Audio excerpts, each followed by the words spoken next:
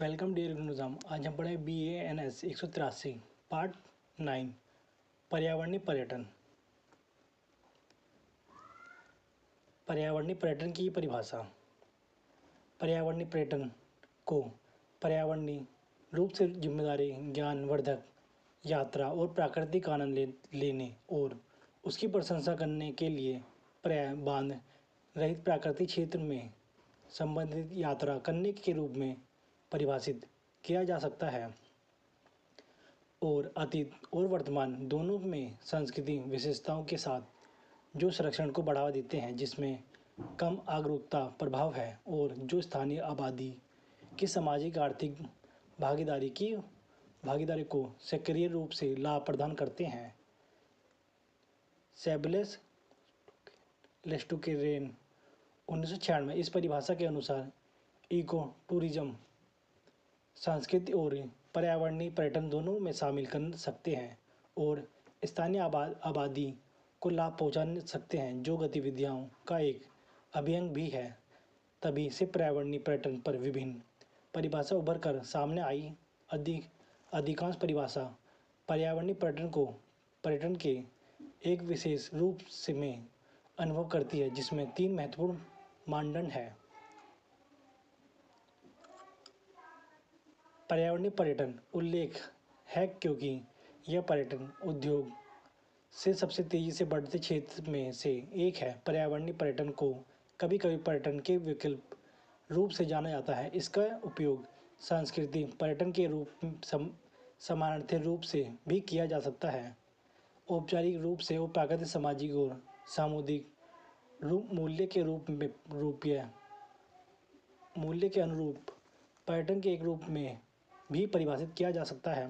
यह मेजबान और मेहमानों दोनों को सकारात्मक और सार्थक बातचीत एवं साझा अनुभव का आनंद लेने की अनुमति देते हैं। स्थानीय समुदाय पर पर्यटन के प्रभाव की निंदा करने के बजाय सामाजिक, आर्थिक और पर्यावरणीय लक्ष्य की एक विस्तार श्रृंखला को प्राप्त करने के लिए सर्वोत्तम उपाय के रूप में पर्यावरणीय पर्यटन की सराहना करने की प्रावधान है।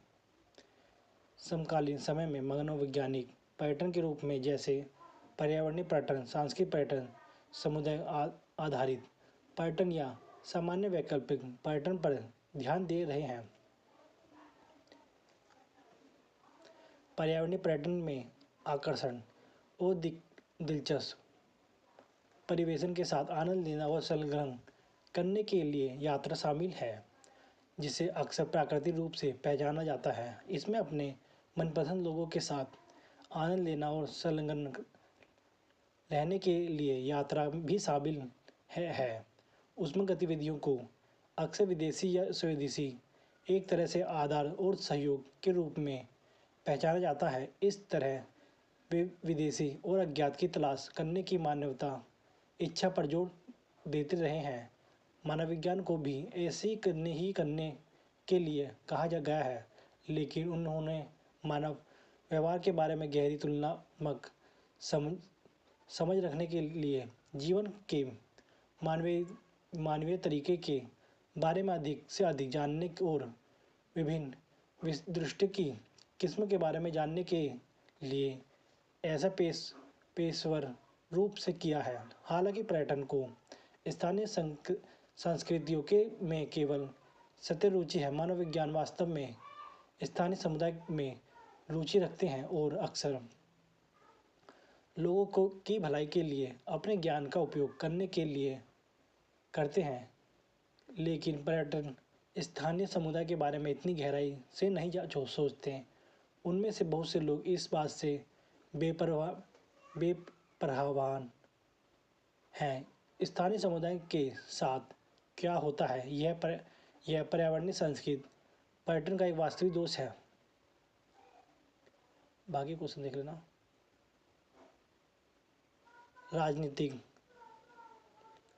सशक्तिकरण स्थानीय समुदाय की आवाज़ और चिंता को वैचारिक मंच से इस कार्यान्वयन के लिए किसी भी पर्यावरणीय पर्यटन परियोजना के विकास का मार्गदर्शन करने में सक्षम होना चाहिए।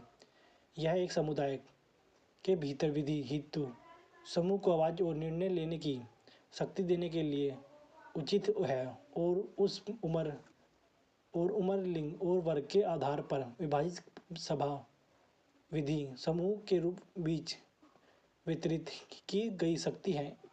एक समुदाय के भीतर सभी हितधारकों को समुदाय के व्यापार निर्धारण लेने वाले निकायों पर प्रतिनिधित्व करने की आवश्यकता है। स्थानीय समुदाय के लिए टूरिज्म पर कुछ नियंत्रण करने लगने के लिए शक्तियों को समुदाय के स्तर पर सौंपने की आवश्यकता है। यही सुनिश्चित किया जाना चाहिए कि समुदाय के भीतर सबसे अधिक लाभ उन लोगों को मिले जो हाशिए पर है। सामाजिक शक्तिकरण से तात्पर्य ऐसी स्थिति है जिसमें किसी सामूहिक गतिविधियों से समुदाय का सामंजस्य और अखंडता की पुष्टि या मजबूती होती है, जिसका लाभ समूह के सदस्यों के बीच वितरण किया जाता है। संरक्षण समुदाय समूह जिसमें युवा समूह और मालिक समूह शामिल हैं संस्कृत समुदाय के संकेत हो सकते हैं। सामाजिक शांतिकरण शायद सबसे स्पष्ट रूप से पर्यावरणीय पर्यटन का परिणाम है। जब पर्यटन गतिविधियों से लाभ का उपयोग सामाजिक विकास परियोजना जैसे कि पानी की आपूर्ति प्रणाली या स्वास्थ्य केंद्र को स्थानीय क्षेत्र में करने के लिए किया जाता है। आइए अब अगर पर्यावरणीय पर्यटन के कोई नुकसान है तो सब उसकी जांच करें। यह परिलक्षित हुआ है कि सामाजिक असक्तिकरण तब हो सकता है यदि पर्यावरणीय पर्यटन की गतिविधियों के परिणाम स्वरूप अपराध, भीख मांगना, भीड़-भाड़, पारंपरिक भूमि से विस्थापन, स्थानीय संस्कृतियों की परिणामीकता का परिणाम का नुकसान और वैश्वीकरण का उद्योग है। पर्यावरणीय पर्यटन सहित किसी भी प्रकार के पर्यटन की स्थानीय में है इन परिणामों के होने की काफ़ी संभावना है। स्थानीय समुदाय के भीतर कुछ आंतरिक शक्ति के अंदर जो पर्यावरणीय पर्यटन के लाभों के वितरण में असमानता का कारण बनाते हैं। उसके कुछ क्षेत्र के लिए सामाजिक असक्तिकरण और दूसरों के लिए असंगत लाभ हो सकते हैं। आर्थिक लाभ अवसरों के वितरण की असमानता के परिणाम स्वरूप इस और देश के भावनाओं के कारण संघर्ष और असंतोष पैदा हो सकते हैं। मानव वैज्ञानिक सशक्तिकरण एक समुदाय को मानव वैज्ञानिक रूप से मजबूत तब कहा जाता है जब उसमें उसके सदस्य भविष्य के बारे में सकारात्मक होते हैं, अपने विचार निवासियों की क्षमता और योग्यताओं में मजबूत विश्वास रखते हैं, आत्मनिर्भर होते हैं, स्वतंत्र होते हैं और अपनी परंपराओं और संस्कृति पर गर्व करते हैं। यह समझने की आवश्यकता है कि कई छोटे पैमाने के समाजों में सामूहिक की भावना, आत्मसम्मान और भलाई को बनाने रखना बहुत महत्वपूर्ण है। यह बचाव उनकी परंपराओं के सक्षम द्वारा सुनिश्चित किया जाता है। पर्यावरणीय पर्यटन की प्रमुख विशेषताओं में से एक सांस्कृतिक मानदंड के प्रति संवेदनशीलता और स्थानीय परंपराओं के प्रति सम्मान है। यह संवेदनशीलता और सम्मान स्थानीय लोगों के लिए संस्था हो सकता है। बाकी देख लेना। समुदाय आधारित पर्यावरणीय पर्यटन पर्यावरणीय पर्यटन शब्द का इस्तेमाल विभिन्न लेखकों द्वारा किया जाता है, इसलिए कुछ लेखकों ने सुझाव दिया है कि समुदाय आधारित पर्यावरणीय पर्यटन उद्गम शब्द का इस्तेमाल उन्होंने उपक्रमों को अलग करने के लिए किया जाना चाहिए जो पर्यावरण के प्रति संवेदनशील है और स्थानीय समुदाय के पास पर्यावरणीय पर्यटन गतिविधियों पर अधिक नियंत्रण है। यह पर्यावरणीय पर्यटन का उद्गम से पूरी तरह से अलग है और जो बाहरी संचालकों को द्वारा नियंत्रित किया जाता है, और यह उन संदर्भों से भी अलग है जिसमें सरकार पर्यावरणीय पर्यटन के माध्यम से उत्पन्न अधिकांश राजस्व का दावा करती है। जिम्मेदारी समुदाय आधारित पर्यावरणीय पर्यटन को स्थापित करने का एक महत्वपूर्ण तरीका यह है कि इसे एक सतत विकास के दृष्टिकोण से देखा जाए जो सामाजिक, पर्यावरणीय और आर्थिक लक्ष्यों को ध्यान में रखता है। समुदाय आधारित दृष्टिकोण के केवल आर्थिक या पर्यावरणीय प्रभाव का प्राथमिकता देने के बजाय पर्यावरण के अनुभव के सामाजिक कार्यों को भी ध्यान में रखना आवश्यक है। एक बार देख लें पर्यावरणीय पर्यटन और सतत विकास।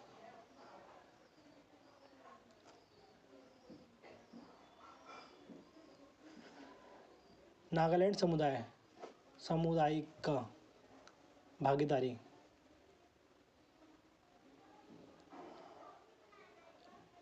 ये बस सारा देख लेना। 1 GB है, ये भी देख लेना। असम पर्यावरणीय पर्यटन। असम को अपनी प्राकृतिक सुंदरता और अनुकूल जलवायु स्थिति के कारण पर्यटन के लिए आकर्षण का केंद्र माना जाता है। राज्य वनस्पति और जीवों की किस्म के लिए प्रसिद्ध है। असम को ऐतिहासिक स्मारकों, तीर्थ स्थलों, चाय बागानों और रंगीन सांस्कृतिक त्योहार के पर्यटन स्थल के रूप में माना जाता है। असम में विभिन्न राष्ट्रीय उद्गम, वन्यजीव और पक्षी अभयारण्य और जीवन मंडल भंडार है जो पर्यटन के लिए संभावित संसाधन है। बाकी देख लेना। मानसर राष्ट्रीय उद्गम। मानसर नदी के तट पर स्थित मानसर राष्ट्रीय उद्गम एक विश्व धरोहर स्थान है जो है और भारत का एक महत्वपूर्ण बाघ अभयारण्य है। यह हाईलैंड सावन, नम प्रवृत्ति और उष्णकटिबंधीय अवशेष पेड़ द्वारा चिन्हित है। ये उद्गम लुप्त और दुर्लभ वनस्पति और जीवों का जंगल भी है। दुर्लभ प्रजातियों का अस्थिर राष्ट्रीय और अंतर्राष्ट्रीय दोनों पर्यटकों को आकर्षित करता है। ये देख लेने के बाद सारा।